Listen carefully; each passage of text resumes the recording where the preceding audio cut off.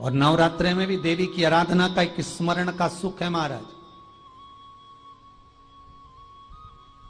ज्योत का विधान है, नवरात्रे में देवी की ज्योत लगती है, अखंड ज्योति लगती है, जवारे बुआए जाते हैं, कलश लगता है।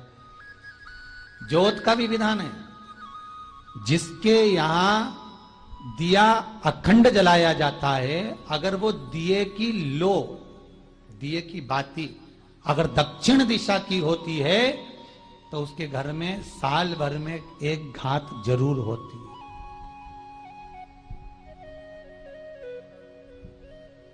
जो दिया अखंड जलता है उसकी बाती का मुख दक्षिण का नहीं होना चाहिए। अगर आपने देवी भागवत का स्मरण करा हो, देवी भागवत को अगर सुना हो, तो देवी भागवत में स्पष्ट किया गया कि पूर्व की ओर मुख करा हुआ दिया, अर्थात पूर्व की ओर ज्योत जो जलाई जाती है वो संपदा की वृद्धि करती है। पश्चिम की ओर मुख कर कर जो ज्योत लगाई जाती है महाराज, वो वैभव को देती है।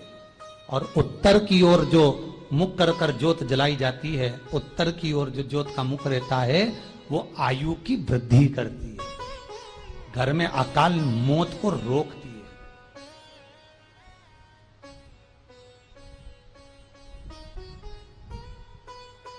नवरात्रे का जो भाव तत्व है उसको भी अच्छे से समझ लेना।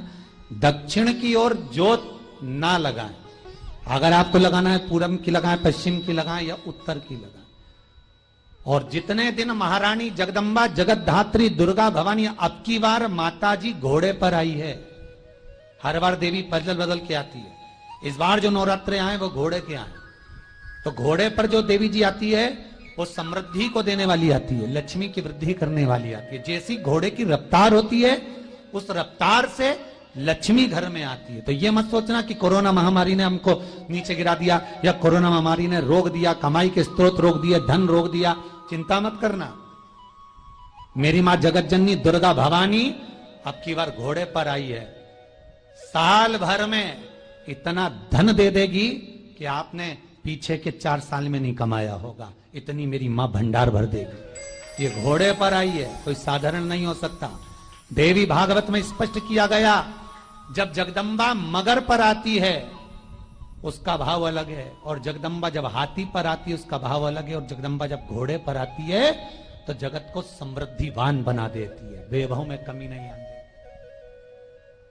अभी भले दुनिया के लोग अभी रोते हैं कि पैसा नहीं आ रहा, कोरोना महामारी ने सब तोड़ दिया, रोक दिया, पर चिंता ना करना।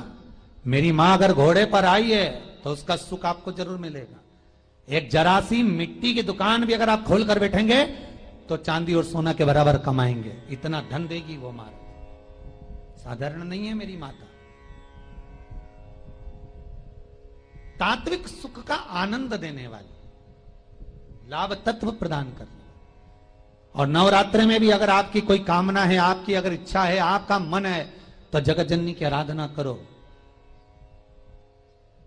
पति और पत्नी में अगर क्लेश है तो जगदम्बा के मंदिर में मक्खन चढ़ाओ, प्रेम बढ़ जाएगा। आपको लगता है कि पति कोई अन्य स्त्री से लगा हुआ है या परिवार टूट रहा है, तलाक तक पहुंच गया है, तो माता के मंदिर में आप ध्वजा लगवाइए, उस ध्वजा पर मक्खन लगाकर लगवाइए, आपको लाभ मिलेगा। महाराज, यदि आपको लगता है कि बच्चे बहुत ज्यादा अपशब्द बोल रहे हैं, मुंह चला रहे हैं और प्रेम नहीं रख रहे, तो माता के मंदिर में लाल पुष्प, लाल चंदन और लाल चूड़ी मां को समर्पित करिए, प्रेम बढ़ेगा। बच्चा कभी आप जी से कम नहीं बोलेगा, प्रेम की भाषा निकलेगी मुंह से।